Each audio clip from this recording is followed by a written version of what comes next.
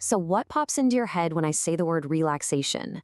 Is it, a lazy Sunday afternoon? Maybe accidentally falling asleep during a really boring Zoom call, or just generally being in a good mood? For a lot of us, we treat relaxation as this purely emotional state. It's just something that kind of happens when we finally stop being so busy. But in this explainer, we're going to completely flip that idea on its head. Relaxation, it's not just a mood. It is a highly specific, measurable, physiological switch right inside your body. And today, we're diving into exactly how that switch works, and how the modern internet phenomenon of ASMR might actually be a powerful science-backed key to flipping it. Here is the roadmap for this explainer. First, we'll look at the body's calm switch. Then, Benson's relaxation response, followed by the science of ASMR. After that, we'll put it all together by building a safe ASMR routine, and finally, we'll outline some very clear medical boundaries. All right, Section 1, the body's calm switch, and understanding the physiological divide. Okay, so your nervous system has a very distinct physical divide. On the stress side, you've got high arousal. Your heart rate spikes. Your muscles tense right up, getting ready for action. Your attention aggressively narrows in on whatever the immediate threat is. Your body is just totally 100% locked in and ready to respond. But then, on the flip side, we have the exact opposite, the relaxation response. This is where your breathing slows way down, your heart rate steadily drops, those tense muscles, they finally start to soften. The body literally shifts all its energy away from being on high alert and deliberately moves into a state of repair, rest, and recovery. These aren't just feelings, right? They are distinct, physically measurable states.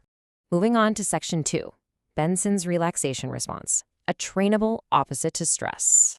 The really crucial thing here is understanding where this terminology actually comes from. Way back in the 1970s, a Harvard cardiologist named Herbert Benson popularized this exact concept. He formally defined the relaxation response as a physiological shift involving reduced sympathetic arousal and increased rest-oriented regulation. Now, look closely at that definition. He doesn't just say feeling nice or chilling out.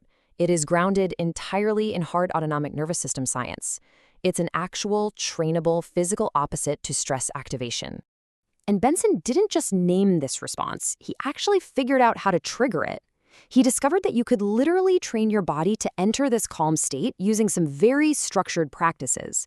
He broke it down into these core elements: repetition, a quiet environment, a passive attitude, and simply returning your attention whenever you get distracted. Now, if you're looking at that list and thinking, hey, wait a minute, that sounds incredibly familiar, well, hit the nail on the head. Those are the exact same ingredients you'll find in silent meditation, focused prayer, deep breathing exercises, or honestly, even just a really good, consistent bedtime routine. Section 3, the science of ASMR. Can sensory cues trigger the shift? So obviously, ASMR was absolutely not part of Herbert Benson's 1970s framework. But modern ASMR asks a super fascinating question. Can these soft sensory cues help certain people enter this measurable relaxation state? Well, the data is coming in, and it brilliantly illustrates that the answer might just be yes. Look at this. In 2015, researchers Barat and Davis published a study in PeerJ showing that viewers were actively using ASMR to help with sleep, relaxation, and mood regulation. But it gets better. In 2018, Poerio and her colleagues published in PLOS One that ASMR responders, meaning people who actually get that physical tingling sensation, showed immeasurably reduced heart rate and improved affect while engaging with the content.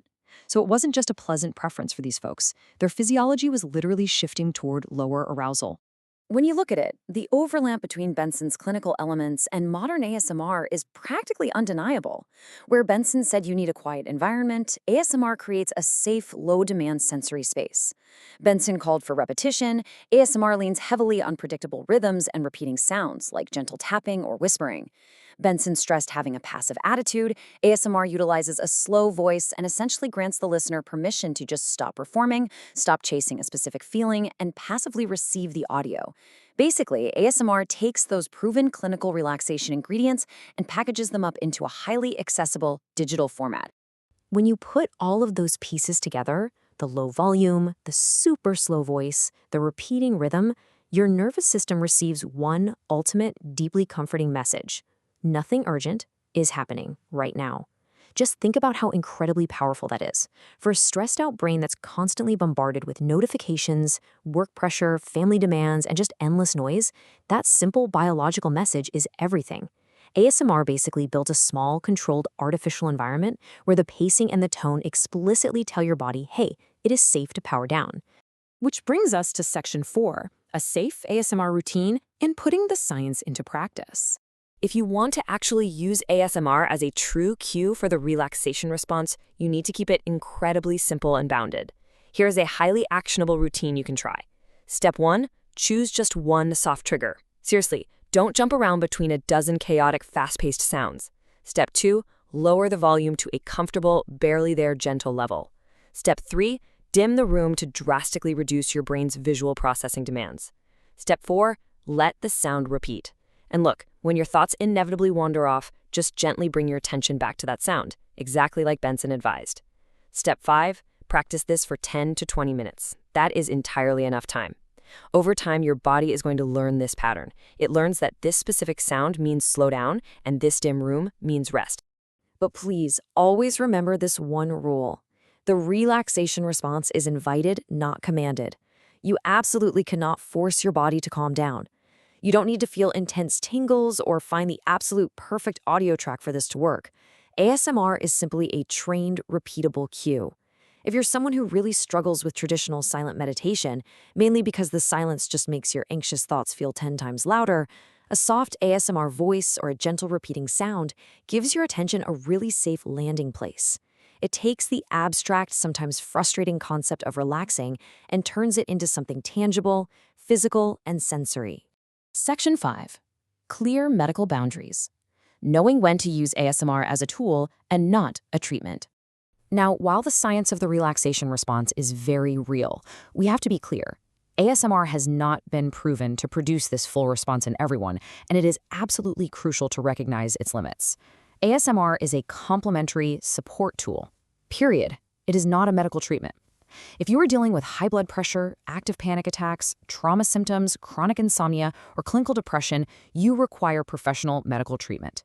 ASMR can absolutely be a wonderful, soothing part of your daily routine, a gentle way to wind down at the end of the day, but it does not replace the care, diagnosis, or treatment plans provided by a licensed healthcare professional.